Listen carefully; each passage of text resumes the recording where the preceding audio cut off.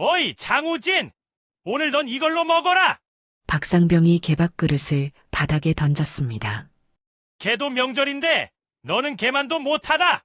어제 규율 위반하고 오늘까지 버릇없이 굴더니 개밥그릇이 내 주제에 맞아! 평소보다도 적은 양의 밥과 국물, 그리고 김치 몇 조각뿐이었어요. 야, 그만해. 뭐 하는 거야? 박상병, 분대장님, 이건 이건 뭐야? 신병이라고 개밥 그릇으로 밥을 먹여? 이건 군기가 아니라 모욕이야. 신병이라고 해서 인간 대우 안 해도 되는 거야? 이게 뭐야?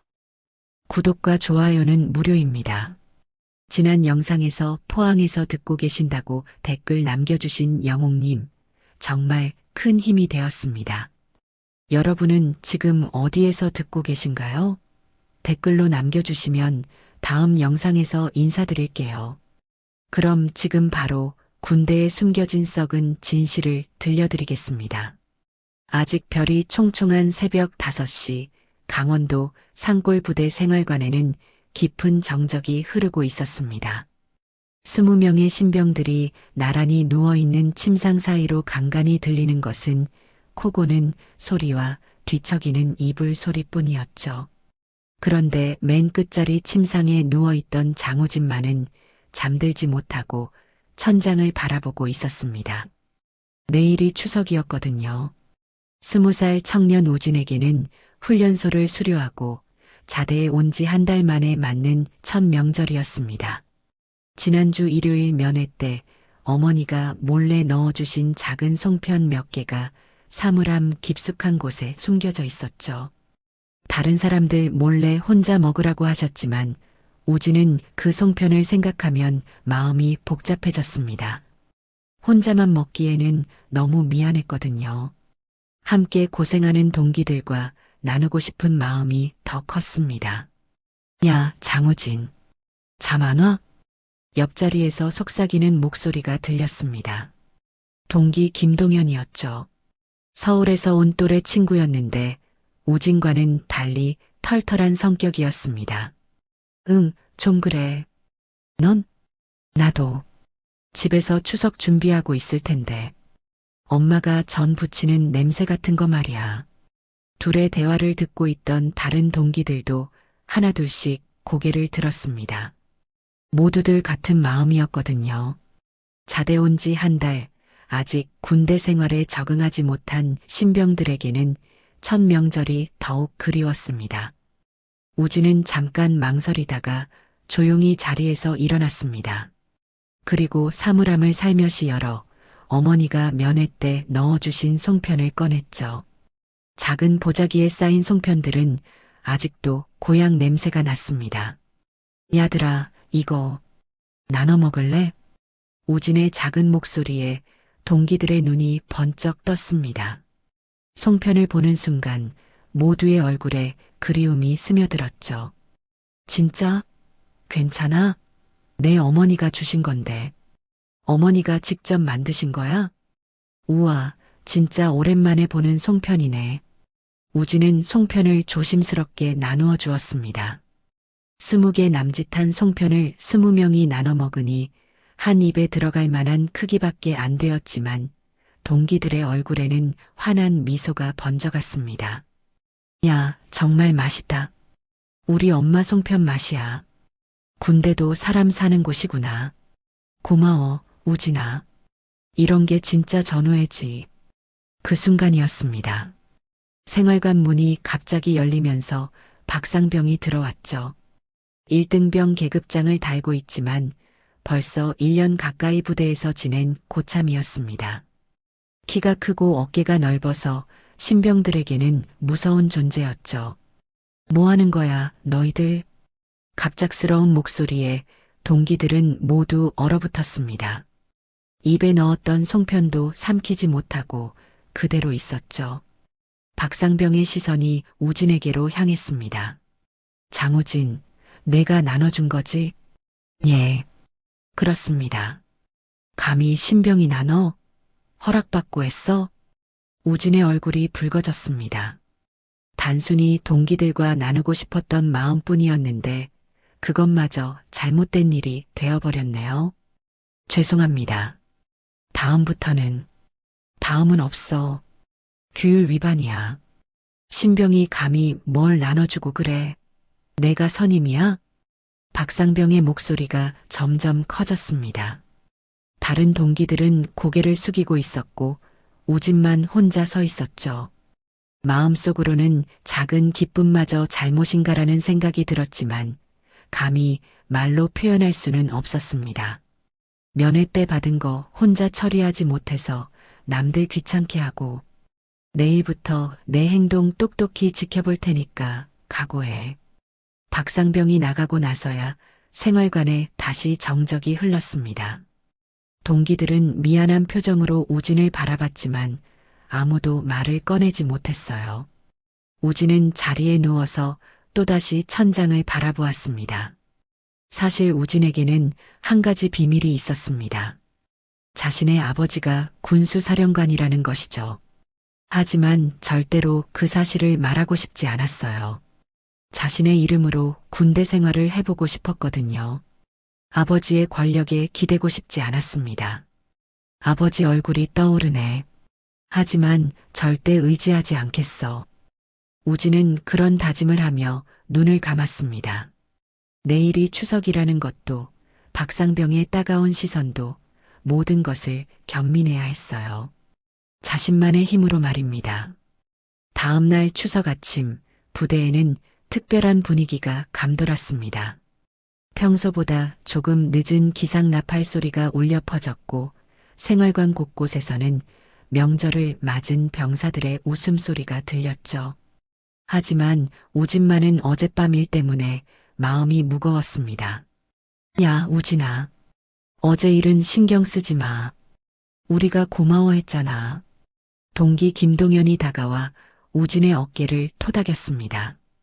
다른 동기들도 미안한 표정으로 우진을 바라보고 있었어요. 아니야, 괜찮아. 내가 생각 없이 한 일이니까. 우진은 억지로 웃음을 지었지만 마음 한구석은 여전히 찜찜했습니다. 박상병의 차가운 시선이 계속 신경 쓰였거든요. 오전 훈련을 마치고 점심시간이 되었습니다. 평소와 달리 식당에는 추석 특식 냄새가 진동했어요. 김치찌개가 아닌 갈비탕 냄새였습니다. 병사들의 얼굴에는 기대감이 가득했죠. 우와, 진짜 갈비탕이다. 명절이라 그런지 고기도 많이 들어갔네. 동기들은 들뜬 목소리로 배식을 받았습니다. 하얀 쌀밥 위에 윤기 나는 갈비탕, 그리고 각종 반찬들이 푸짐하게 차려져 있었어요. 우진도 식판을 들고 배식줄에 섰습니다. 그런데 이상했습니다. 우진의 차례가 되자 취사병이 잠깐 멈칫했어요. 그리고 뒤를 힐끗 보더니 다른 그릇을 가져왔습니다. 우진의 식판에 올려진 것은 갈비탕이 아니었습니다. 식은 냉밥 한 그릇과 김치 몇 조각, 그리고 된장국 한 숟갈뿐이었어요. 마치 평상시 아침 식사보다도 못한 수준이었습니다. 이게 뭔가요? 우진이 조심스럽게 물었지만 취사병은 대답하지 않고 고개만 숙였습니다. 그 순간 뒤에서 박상병의 목소리가 들렸어요. 어제 규율 위반한 놈이 무슨 특식을 기대해? 신병 주제의 분수를 알아야지. 주변 병사들이 모두 돌아봤습니다. 갈비탕을 받아든 동기들의 얼굴이 굳어졌어요. 하지만 아무도 감히 말을 하지 못했습니다. 신병 군기 잡으려면 밥상부터 다르게 가야지. 이해해? 박상병이 비웃듯 말했습니다. 우진은 떨리는 손으로 식판을 들고 자리로 향했어요. 동기들이 앉은 테이블에 자리를 잡았지만 분위기는 썰렁해져 있었습니다. 우진아. 김동현이 자신의 갈비 한 점을 우진의 식판에 올려놓으려 했습니다. 하지만 우진이 손으로 막았어요. 괜찮아. 이것도 밥이야. 우진은 차가운 냉밥을 한 숟가락 떠서 입에 넣었습니다. 삼키기 어려웠지만 동기들 앞에서 약한 모습을 보이고 싶지 않았어요. 마음속으로는 군대는 다 그런 줄 알았다며 스스로를 달랬습니다. 다른 동기들은 맛있는 갈비탕을 먹으면서도 편하지 않았습니다. 우진의 초라한 밥상을 보니 목에 넘어가지 않았거든요.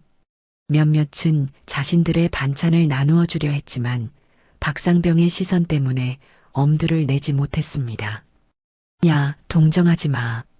그냥 니들 밥이나 먹어. 박상병이 지나가면서 한마디 던졌습니다. 그 말에 동기들은 더욱 위축되었어요. 점심시간 내내 우진은 냉밥과 김치만으로 끼니를 때웠습니다. 배는 고팠지만 더 큰 문제는 마음이었어요. 단순히 동기들과 나누려던 마음이 이런 결과를 가져올 줄 몰랐습니다. 식사를 마치고 생활관으로 돌아가는 길, 우진은 혼자 뒤처져 걸었습니다. 동기들은 미안해하며 기다려주려 했지만 우진이 먼저 가라고 손짓했어요. 아버지 얼굴이 떠오른다. 하지만 절대 의지하지 않겠다. 우진은 마음속으로 다시 한번 다짐했습니다. 아버지가 군수사령관이라는 사실을 말하면 이 모든 상황이 단숨에 뒤바뀔 것이라는 걸 알고 있었어요. 하지만 그렇게 하고 싶지 않았습니다. 자신의 이름으로, 자신의 힘으로 이 시련을 견뎌내고 싶었거든요. 설령 그것이 더 고통스럽더라도 말입니다. 생활관에 도착한 우진은 침상에 앉아 창밖을 바라봤습니다. 멀리 보이는 산들이 가을빛으로 물들어 있었어요. 고향에서는 지금쯤 온 가족이 모여 차례를 지내고 있을 텐데 자신은 여기서 혼자 이런 시간을 보내고 있다는 생각이 들었습니다. 그때 김동현이 다가왔습니다. 우진아, 정말 괜찮아? 응, 괜찮아. 이런 것도 군대 생활이겠지. 우진의 담담한 대답에 김동현은 더 말하지 못했습니다. 하지만 두 사람 모두 알고 있었어요. 이것은 단순한 군기가 아니라 부당한 차별이라는 것을 말입니다. 오후가 되어서도 우진에 대한 박상병의 견제는 계속되었습니다. 다른 신병들은 명절이라 조금 여유로운 시간을 보낼 수 있었지만 우진만은 온갖 자비를 혼자 해야 했어요. 화장실 청소, 복도 닦기, 쓰레기 버리기까지 모든 것이 우진의 몫이 되었습니다. 저녁이 되어서야 우진은 잠시 쉴 수 있었습니다. 동기들은 모두 우진을 걱정했지만 섣불리 도와주었다가 자신들도 표적이 될까 두려워했어요. 그런 동기들의 마음을 우진은 충분히 이해했습니다. 밤이 깊어가면서 우진의 마음도 더욱 무거워졌습니다. 첫 명절을 이렇게 보내게 될 줄 몰랐거든요. 하지만 포기할 수는 없었습니다. 자신만의 힘으로 이 모든 것을 견뎌내야 했으니까요. 추석 오후 훈련이 끝나고 저녁 시간이 되었습니다. 하루 종일 온갖 자빌에 시달린 우진은 지친 몸을 이끌고 식당으로 향했어요. 점심때 냉밥과 김치로 연명한 배는 여전히 고팠지만 또 다른 굴욕을 당할까봐 걱정이 앞섰습니다. 다른 동기들은 명절 분위기에 젖어 웃음소리를 내고 있었지만 우진만은 무거운 발걸음이었어요. 김동현이 우진의 어깨에 손을 올렸습니다. 우진아, 저녁은 괜찮을 거야. 점심에 너무 심했잖아. 그래, 분명 이제 그만둘 거야. 다른 동기들도 우진을 위로했지만 우진은 별로 기대하지 않았어요. 박상병의 성격을 하루 만에 파악했거든요. 저녁 배식줄에 서자 취사병들이 서로 눈짓을 주고받는 게 보였습니다. 우진의 차례가 되자 취사병이 잠깐 망설였어요. 그리고 평범한 저녁 식사를 우진의 식판에 담아주었습니다. 우진은 의외였습니다. 밥과 국, 반찬들이 다른 병사들과 똑같았거든요. 혹시 박상병이 마음을 바꾼 걸까요? 그때였습니다. 어이, 장우진. 뒤에서 박상병의 목소리가 들렸습니다. 식당 전체가 조용해졌어요. 우진이 돌아보니 박상병이 뭔가를 손에 들고 서 있었습니다. 그것은 낡고 녹슨 개밥 그릇이었습니다. 가장자리가 울퉁불퉁하고 여기저기 상처가 난 철제 그릇, 오랫동안 사용되어 녹이 슬어있는 그런 그릇이었죠. 보기만 해도 징그러운 개밥 그릇이었어요. 오늘 넌 이걸로 먹어라. 박상병이 개밥 그릇을 바닥에 던졌습니다. 쨍그랑 하는 소리가 식당 전체에 울려 퍼졌어요. 모든 병사들의 시선이 그쪽으로 향했습니다. 걔도 명절인데 너는 걔만도 못하다. 박상병의 말에 우진의 얼굴이 창백해졌습니다. 주변에서 동기들의 작은 한숨소리가 들렸어요. 어제 규율 위반하고 오늘까지 버릇없이 굴더니 이제 정신 차려야겠어. 개밥 그릇이 내 주제에 맞아. 동기들의 시선에는 동정과 두려움이 뒤섞여 있었습니다. 도와주고 싶지만 자신들도 표적이 될까 무서워하는 표정들이었어요. 김동현은 주먹을 꽉 쥐고 있었지만 감히 나서지 못했습니다. 우진은 떨리는 손으로 식판을 내려놓았습니다. 그리고 바닥에 떨어진 개밥 그릇을 집어들었어요. 차가운 철 감촉과 거친 표면이 손바닥을 통해 전해졌습니다. 취사병은 어쩔 줄 모르며 개밥 그릇에 밥을 퍼주었습니다. 평소보다도 적은 양의 밥과 국물, 그리고 김치 몇 조각뿐이었어요. 우진이 동기들이 앉은 테이블로 향했습니다. 개밥 그릇을 든 자신의 모습이 얼마나 초라한지 모든 사람들이 다 보고 있다는 생각이 들었어요. 자리에 앉은 우진은 떨리는 손으로 숟가락을 들었습니다. 개밥 그릇의 거친 표면에 숟가락이 부딪히며 쇠소리를 냈어요. 그 소리가 식당 전체에 울려 퍼지는 것 같았습니다. 우진아. 김동현이 안쓰럽다는 표정으로 바라봤지만 우진은 고개를 저었어요. 이미 이렇게 된 이상 어쩔 수 없다고 생각했습니다. 바로 그 순간이었습니다. 야, 그만해. 큰 목소리가 식당을 가로질렀습니다. 분대장 김병장이었어요. 하사 계급장을 단 그는 박상병보다 훨씬 높은 선임이었습니다. 뭐 하는 거야, 박상병? 김병장이 성큼성큼 걸어왔습니다. 그의 얼굴에는 분노가 가득했어요. 평소 온화한 성격이었던 김병장이 이렇게 화내는 모습은 처음이었습니다. 분대장님, 이건 뭐야? 신병이라고 개밥 그릇으로 밥을 먹여? 김병장이 우진에게서 개밥 그릇을 빼앗았습니다. 그리고 박상병을 노려보며 말했어요. 이건 군기가 아니라 모욕이야. 김병장의 목소리가 식당 전체에 울렸습니다. 다른 병사들도 모두 숨을 죽이고 지켜봤어요. 이런 상황은 처음이었거든요. 분대장님, 하지만 이 신병이 어제 규율을 위반했고, 규율 위반? 송편 나눠준 게 규율 위반이야? 그게 걔 취급할 이유가 되냐? 박상병의 얼굴이 붉어졌습니다. 다른 병사들 앞에서 이렇게 망신을 당하니 자존심이 상했던 거예요. 분대장님, 감히 상급자에게 대들어요? 박상병이 목소리를 높였습니다. 하지만 김병장은 전혀 물러서지 않았어요. 상급자? 너 지금 부사관한테 반말해? 그리고 이건 계급 문제가 아니야. 김병장이 개밥 그릇을 바닥에 내던졌습니다. 쨍그랑 소리와 함께 그릇이 굴러갔어요. 신병이라고 해서 인간 대우 안 해도 되는 거야? 이게 뭐야? 두 사람의 대치 상황이 계속되었습니다. 우진은 그 사이에서 어쩔 줄 모르고 있었어요. 김병장이 자신을 도와주는 게 고마웠지만 동시에 더 큰 문제가 될까봐 걱정되었습니다.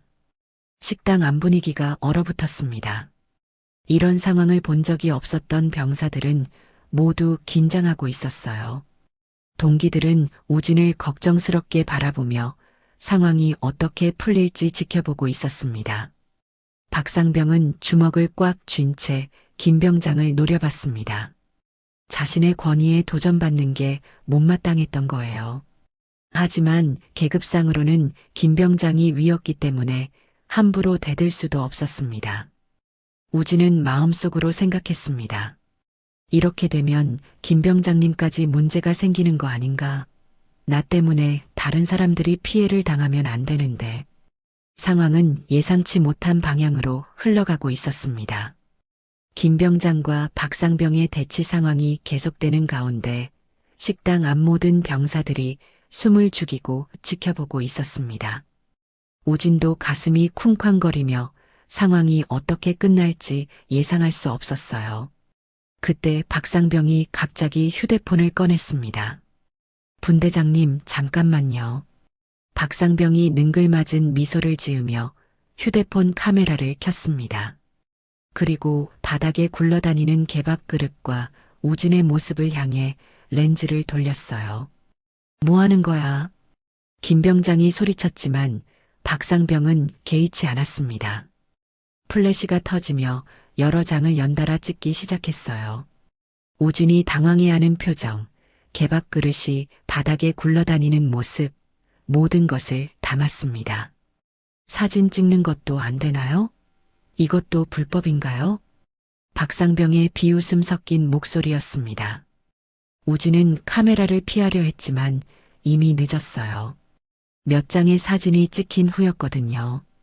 SNS에 올려도 아무도 안 믿겠지? 신병이 군기 못 맞춰서 혼났다고 생각할걸? 박상병이 휴대폰 화면을 보며 만족스러워했습니다. 그리고 더욱 충격적인 말을 이어갔어요. 아니면 이런 제목은 어때요? 요즘 신병들 버릇 없어서 이렇게 교육시킵니다. 이런 식으로. 우진의 얼굴이 창백해졌습니다. 자신의 굴욕적인 모습이 인터넷에 퍼질 수도 있다는 생각에 온몸이 떨렸어요. 김 병장이 박상병에게 다가가려 했지만 박상병이 한 발 물러서며 말했습니다. 분대장님, 진정하세요. 저도 할 말이 있거든요. 박상병의 목소리가 갑자기 낮아졌습니다. 다른 병사들이 듣지 못하게 하는 듯한 톤이었어요. 참고로 말씀드리는데요. 제 고등학교 선배가 인사과에 계시거든요. 김 병장의 표정이 굳어졌습니다. 불길한 예감이 들었거든요. 분대장님, 진급평가가 다음 달이죠? 저도 우연히 알게 되었는데요. 박상병이 휴대폰을 흔들며 위협적으로 말했습니다. 내 진급평가 날려버릴까요? 한 통하면 끝이에요. 김 병장의 얼굴이 점점 창백해졌습니다. 군대에서 진급평가에 문제가 생기면 모든 게 끝이라는 걸 알고 있었거든요. 특히 부사관에게는 진급이 생계와 직결된 문제였습니다. 신병 하나 때문에 분대장님 미래를 망치고 싶지는 않으시겠죠? 노골적인 협박이었습니다. 식당에 있던 다른 병사들도 이 대화를 듣고 충격을 받았어요. 이런 일이 실제로 벌어질 줄 몰랐거든요. 김 병장은 주먹을 꽉 쥔 채 떨고 있었습니다. 분노와 절망이 뒤섞인 표정이었어요. 하지만 어쩔 수 없었습니다. 저는 괜찮습니다. 우진이 떨리는 목소리로 말했습니다. 분대장님, 신경 쓰지 마세요. 제가 알아서 할게요. 하지만 김 병장은 결국 고개를 돌렸습니다. 박상병의 협박에 굴복한 것이었어요. 우진은 그 모습을 보며 절망감이 몰려왔습니다. 이제 정말 아무도 나를 도와줄 수 없구나. 식당을 나온 후 생활관으로 돌아가는 길, 동기들 사이에서 웅성거림이 시작되었습니다. 야, 이건 진짜 아니야. 너무 심한 거 아니야? 김동현이 분노에 찬 목소리로 말했습니다. 맞아. 이건 군기가 아니라 괴롭힘이야. 누군가는 신고해야 해. 몇몇 동기들이 동조했습니다. 하지만 다른 동기들은 다른 반응을 보였어요. 야, 괜히 나서면 우리도 똑같이 당할 수 있어. 참자. 맞아. 우리가 뭘 할 수 있겠어? 그냥 조용히 넘어가는 게 나아. 생활관에 도착해서도 논쟁은 계속되었습니다. 동기들이 두 편으로 나뉘어 대립했어요. 참자 파와 아니다. 이건 범죄다 파로 분열된 것이었습니다. 우진이가 뭘 잘못했다고 저런 취급을 받아야 해? 송편 나눠준 게 그렇게 큰 죄야? 그래도 괜히 건드리면 우리까지 표적이 될 수 있어. 신중하게 생각해봐. 신중하게. 지금 우리 동기가 개밥 그릇으로 밥 먹으라는데 가만히 있으라고? 그렇다고 우리가 뭘 할 수 있어? 박상병 말 들었지? 인사과에 아는 사람 있다고 하는데 동기들의 갈등이 점점 심해졌습니다. 우진은 그 모습을 보며 마음이 더욱 무거워졌어요. 내 때문에 동기들끼리 싸우고 있네. 우진은 자리에 앉아서 생각에 잠겼습니다. 내가 버티면 다른 동기들이 구원받을까? 아니면 더 망가질까?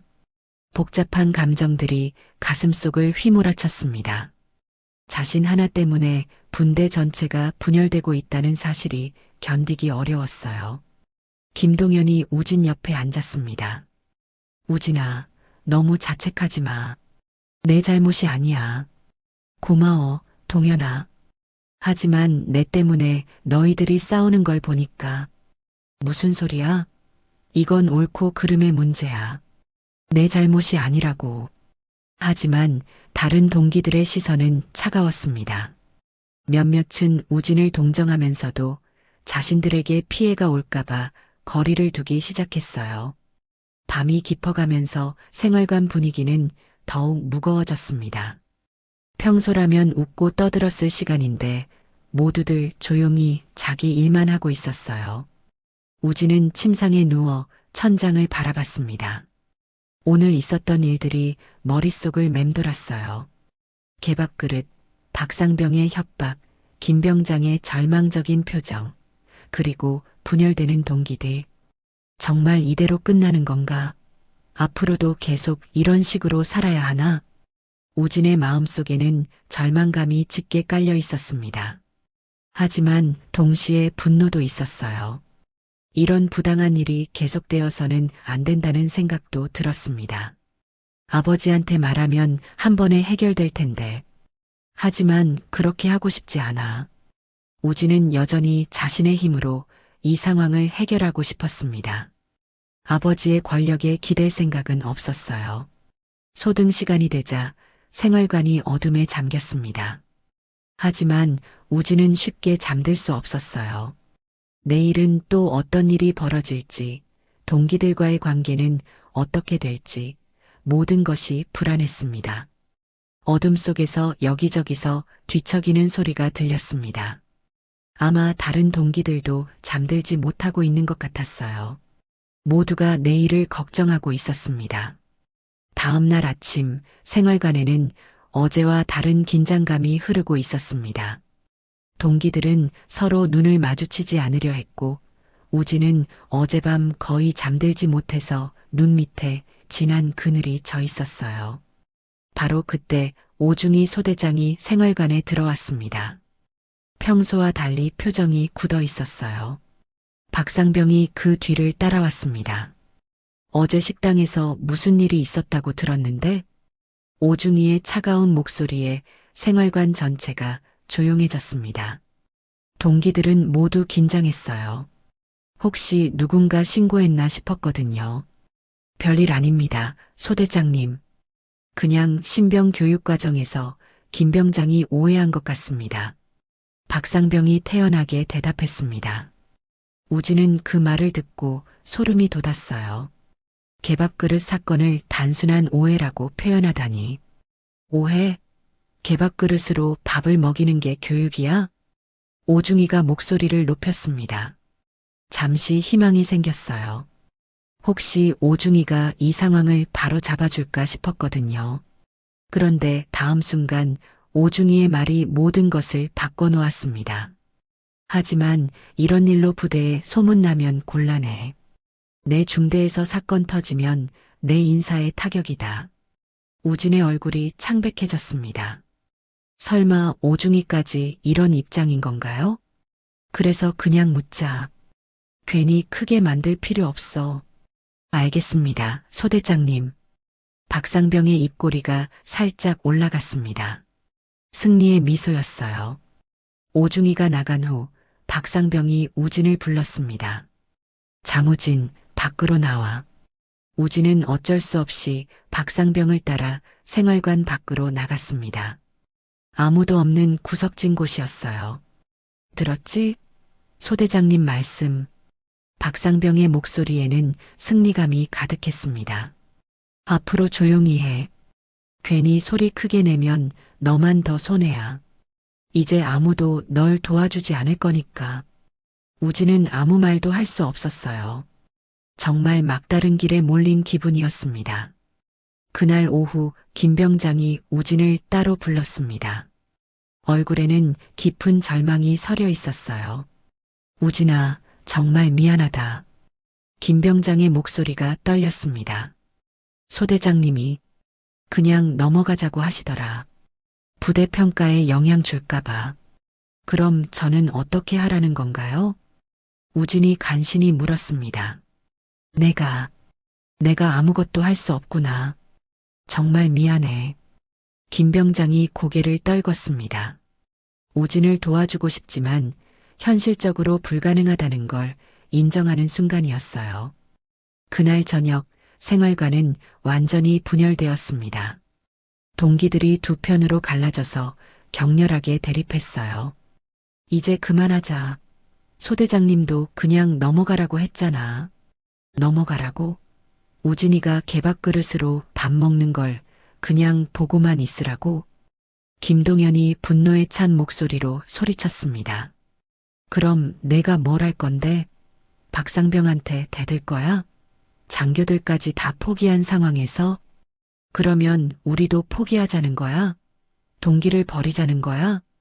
버리는 게 아니야. 현실을 인정하는 거지. 우리가 뭘 할 수 있어? 동기들의 목소리가 점점 커졌습니다. 평소 사이좋던 친구들이 서로 등을 돌리고 있었어요. 우진은 그 모습을 보며 견딜 수 없었습니다. 내 때문에 동기들이 원수가 되고 있어. 우진은 조용히 자리에서 일어나 화장실로 향했습니다. 거울 속 자신의 모습은 너무나 초췌했어요. 불과 사흘 만에 완전히 다른 사람이 된 것 같았습니다. 군대가 사람을 개로 만들어선 안 되는데. 하지만 아무도 막을 수 없구나. 우진은 마음속으로 절규했습니다. 이런 부당한 일이 버젓이 일어나고 있는데 심지어 조직적으로 은폐되고 있다는 게 믿을 수 없었어요. 화장실에서 나오는 길에 우진은 멀리서 박상병과 오중이가 대화하는 모습을 보았습니다. 앞으로도 조용히 처리하자고. 상부에 보고할 필요도 없어? 네, 소대장님. 신병 하나 때문에 부대 전체 분위기 망치고 싶지 않으니까요. 그 말을 들은 우진의 가슴에 분노가 치밀어 올랐습니다. 신병 하나. 자신을 그렇게 취급하는 사람들 때문에 이런 일이 벌어지고 있는 거였어요. 군대의 정의란 게 정말 없는 건가? 우진은 그런 생각을 하며 생활관으로 돌아갔습니다. 동기들의 갈등은 여전히 계속되고 있었어요. 밤이 되어 소등 시간이 되었습니다. 우진은 침상에 누워 깊은 절망에 빠졌어요. 모든 희망이 사라진 것 같았습니다. 어둠 속에서 우진은 조용히 편지지를 꺼냈습니다. 그리고 떨리는 손으로 펜을 들었어요. 만약 제가 여기서 사라진다면. 편지를 쓰기 시작했습니다. 부모님께 드리는 마지막 인사였어요. 이런 상황이 계속된다면 자신이 견뎌낼 수 있을지 확신이 서지 않았거든요. 사랑하는 부모님께 죄송합니다. 저는 끝까지 제 이름으로 살고 싶었는데. 하지만 편지를 다 쓰고 나서 우진은 그것을 찢어버렸습니다. 아직 완전히 포기하기에는 이르다고 생각했어요.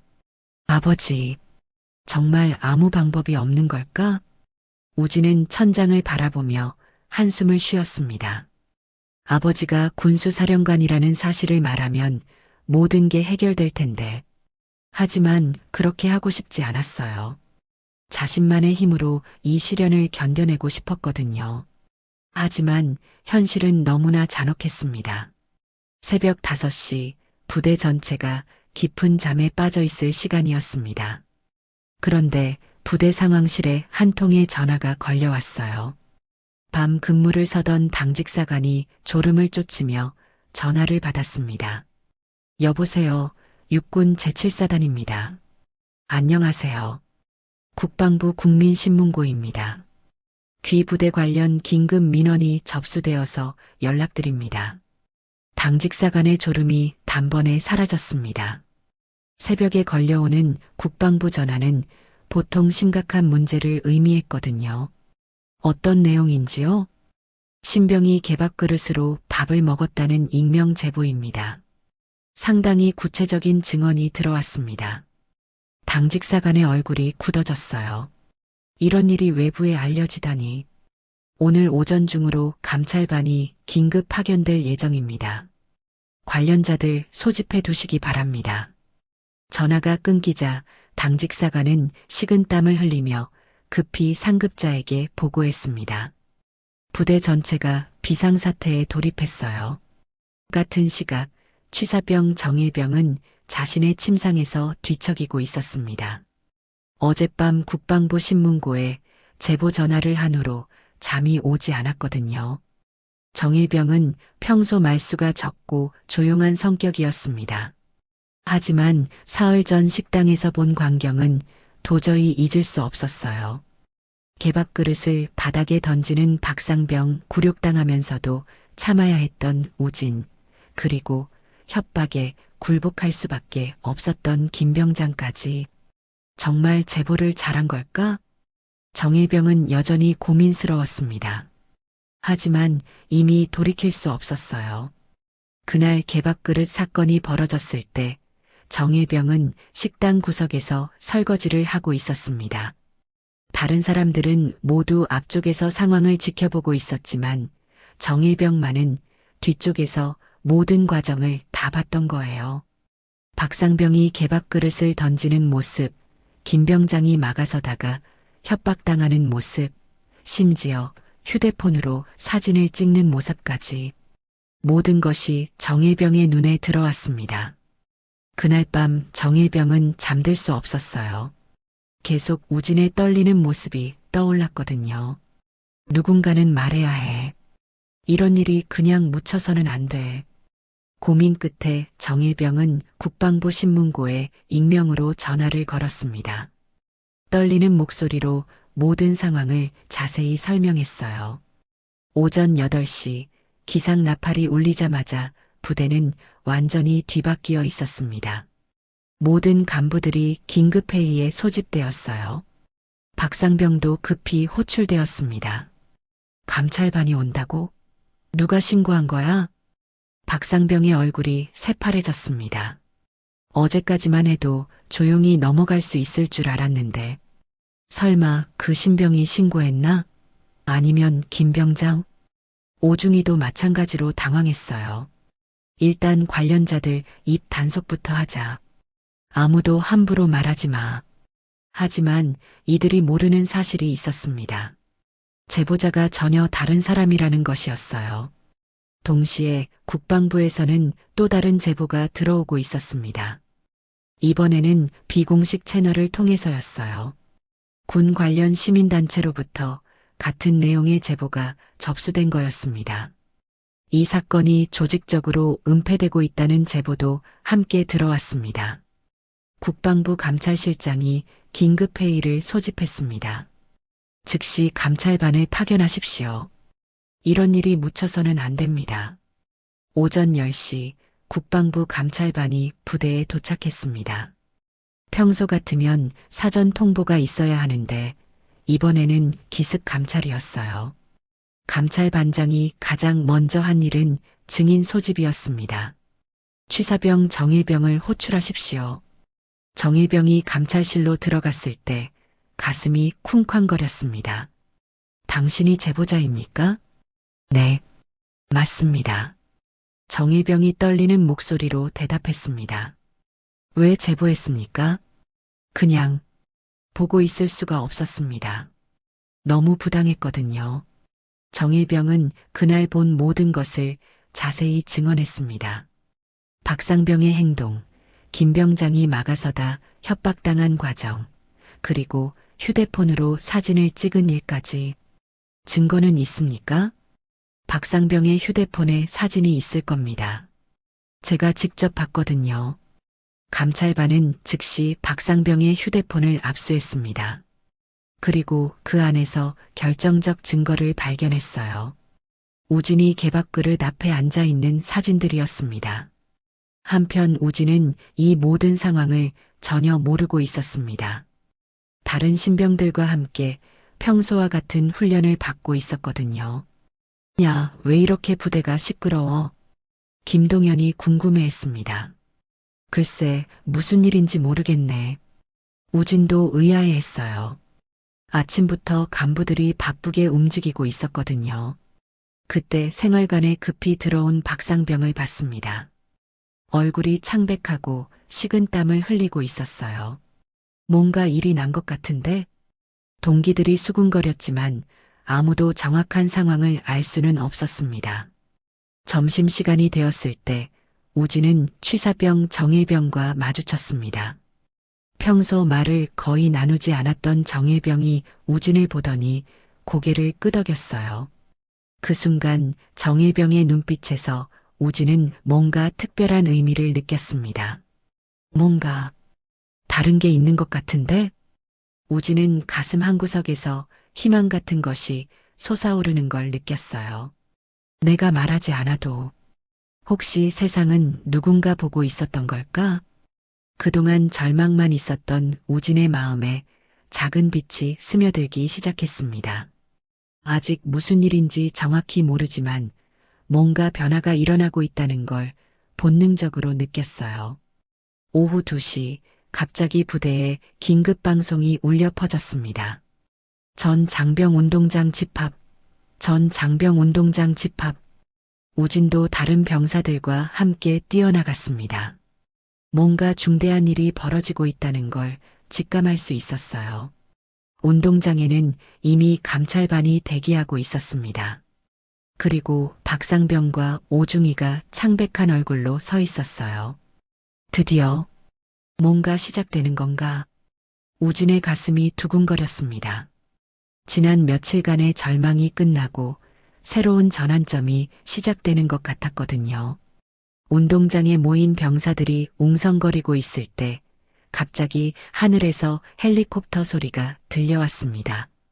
모든 사람들이 고개를 들어 하늘을 바라봤어요. 군용 헬기 한 대가 부대 상공을 선회하고 있었습니다. 저게 뭐야? 훈련용 헬기 아닌데? 군수사령부 소속 헬기 같은데? 병사들이 수군거렸습니다.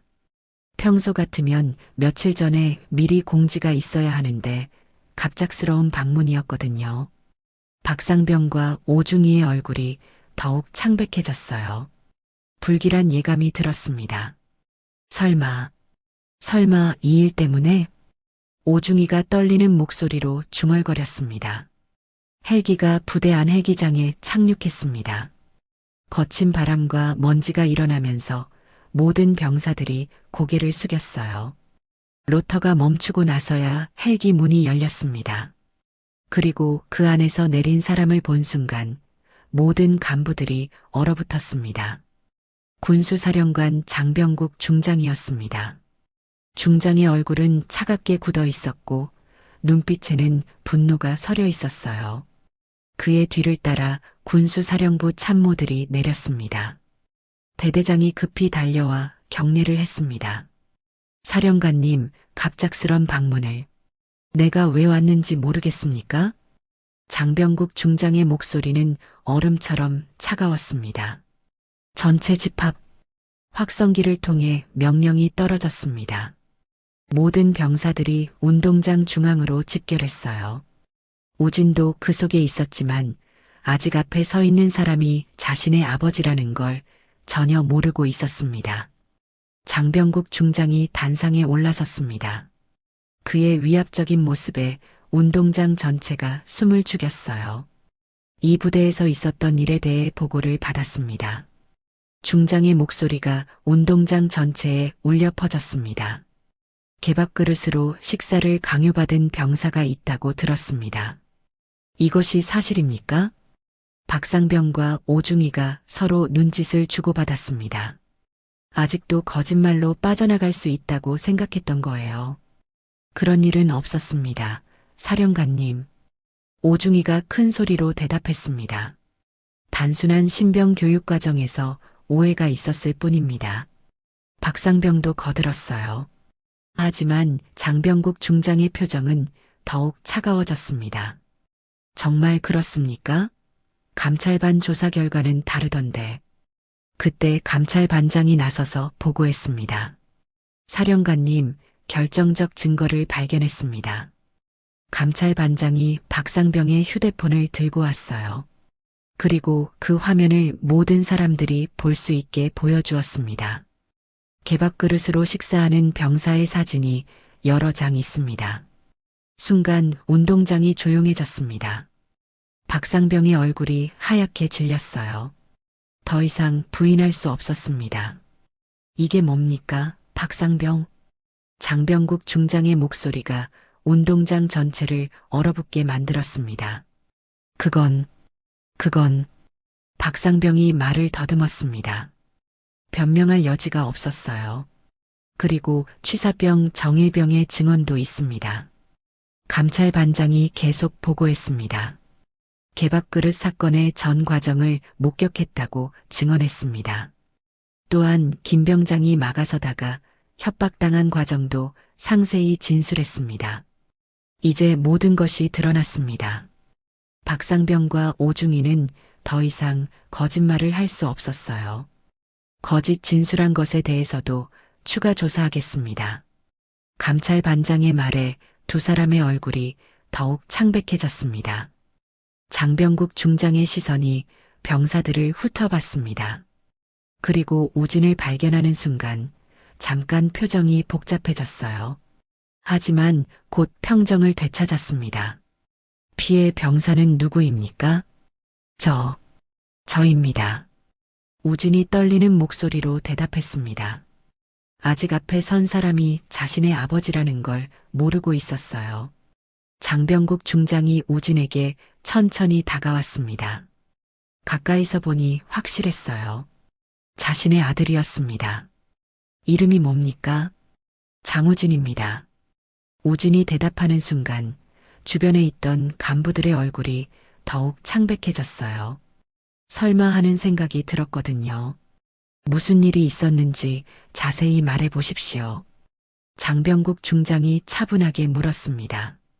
하지만 그의 눈빛에는 분노가 타오르고 있었어요. 우진은 처음에는 망설였습니다. 하지만 이제 와서 숨길 이유가 없었어요.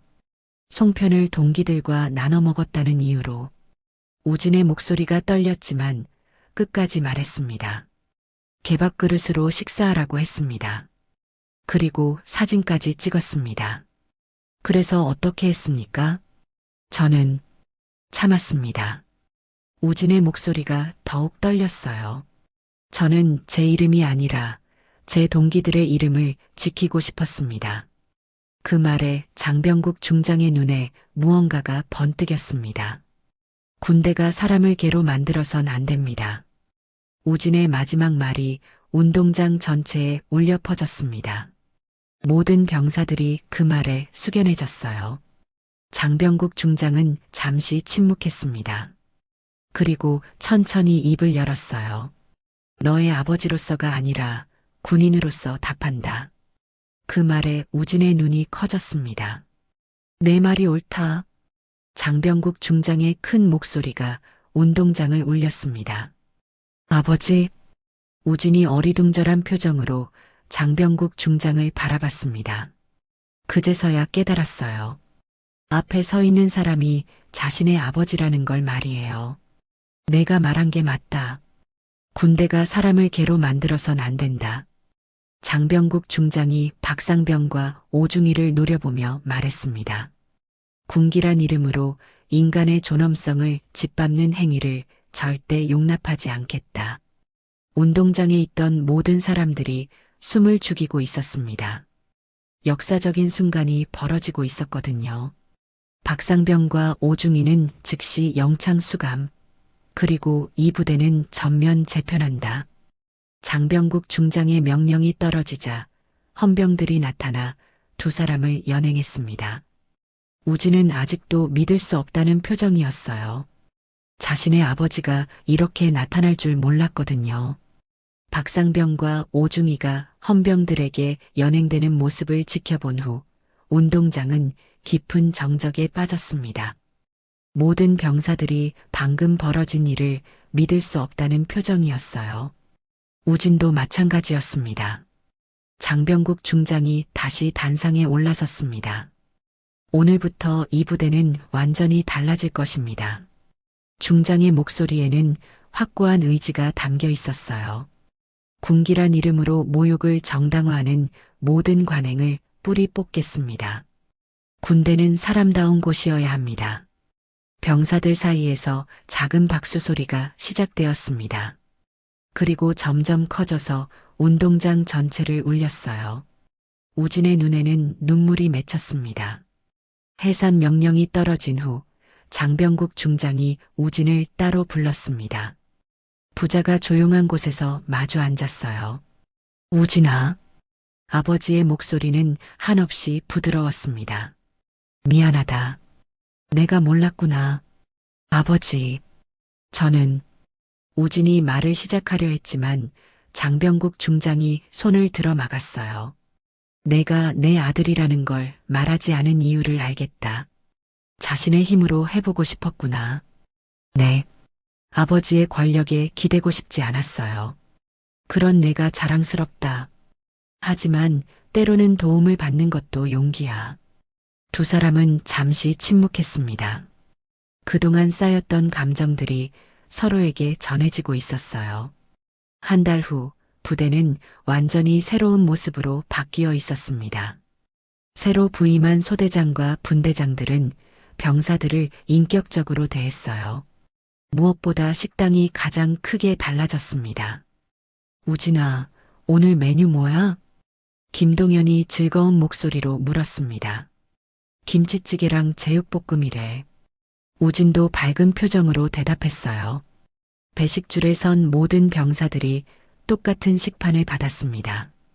계급에 관계없이 신병이든 고참이든 모두 같은 음식을 같은 그릇에 담아 먹었어요. 야, 정말 달라졌다. 맞아. 이제 진짜 군대 같아. 병사들의 얼굴에는 만족스러운 표정이 가득했습니다. 취사병 정일병이 우진에게 다가왔습니다. 우진아, 그때 제보한 거 괜찮았지? 정일병이 했구나. 정말 고마워. 우진이 진심으로 고개를 숙였습니다. 아니야, 당연한 일이었어. 그냥 보고만 있을 수는 없었거든. 정일병의 말에 우진은 다시 한번 깨달았어요. 세상에는 옳은 일을 위해 용기를 내는 사람들이 있다는 걸 말이에요. 점심시간, 우진과 김동현은 나란히 앉아 식사를 했습니다. 김병장도 함께 앉았어요. 이제는 계급에 관계없이 자연스럽게 대화할 수 있는 분위기였습니다. 김병장님, 그때 저를 도와주시려다가 고생하셨죠. 우진이 미안한 마음을 전했습니다. 아니야, 우진아. 오히려 내가 미안해. 끝까지 지켜주지 못해서. 하지만 김병장님이 있어서 제가 견딜 수 있었어요. 적어도 혼자가 아니라는 걸 알 수 있었거든요. 김병장의 얼굴에 미소가 번졌습니다. 이제 이런 일은 다시 일어나지 않을 거야. 사령관님이 확실히 못을 박으셨으니까. 식사를 마치고 생활관으로 돌아가는 길, 우진은 동기들과 함께 웃으며 걸었습니다. 예전처럼 분열되지 않고 모두가 하나가 된 모습이었어요. 우진아, 내가 정말 대단했어. 맞아. 끝까지 참고 견딘 게 대단해. 동기들의 칭찬에 우진은 부끄러워했습니다. 저 혼자 한 게 아니에요. 정일병도 있었고, 김병장님도 있었고, 여러분들도 있었잖아요. 저녁이 되어 우진은 전화를 걸었습니다. 아버지에게였어요. 아버지, 안녕하세요. 우진아, 어떠니? 부대 생활은? 많이 좋아졌어요. 정말 사람 사는 곳 같아요. 장병국 중장의 목소리에 만족감이 묻어났습니다. 그래, 그래야지. 군대가 사람을 기르는 곳이지 망치는 곳이 되어서는 안 되거든. 아버지, 감사해요. 그때 말씀하신 것처럼 군인으로서 옳은 일을 해주셔서. 아니다, 우진아. 고마운 건 내가 해야 할 말이야. 아버지의 목소리가 따뜻해졌습니다. 오늘은 사령관이 아닌 아버지로서 말한다. 넌 정말 잘 버텼다. 이제야 알겠어요. 제 이름보다 중요한 게 뭔지. 뭔데? 군대가 사람답게 바뀌어야 한다는 것이요. 그게 진짜 중요한 거였어요. 장병국 중장은 아들의 말을 듣고 마음이 뿌듯했습니다. 아들이 진정한 군인으로 성장하고 있다는 걸 느꼈거든요. 몇 달 후 우진이 속한 부대는 모범부대로 선정되었습니다. 인권을 존중하면서도 강한 군기를 유지하는 부대로 인정받은 거예요. 어느 날 우진은 신입 신병들을 맞이하게 되었습니다. 이제 그도 선임이 된 것이었어요. 안녕하십니까? 신병 박민수입니다. 새로운 신병이 떨리는 목소리로 인사했습니다. 반가워요. 장우진 일병입니다. 우진이 따뜻한 미소로 맞이했어요. 혹시 무서워요? 신병이 조심스럽게 물었습니다. 무서울 게 없어요. 여기는 사람이 사는 곳이거든요. 우진의 말에 신병의 얼굴이 밝아졌습니다. 군대가 뭔지 알려드릴게요. 서로 도우며 함께 성장하는 곳이에요. 우진은 그때를 떠올렸습니다. 개밥그릇 앞에서 절망했던 자신을, 동기들과 갈등하던 때를, 그리고 아버지와 다시 만난 그 순간을 말이에요. 선임님, 정말 괜찮을까요? 물론이에요. 우리가 지켜줄 테니까요. 우진의 대답에 신병은 안도의 한숨을 쉬었습니다. 그날 저녁 우진은 일기에 썼습니다. 오늘 새로운 동생들을 만났다. 예전에 내 모습을 보는 것 같았다. 하지만 이제는 다르다.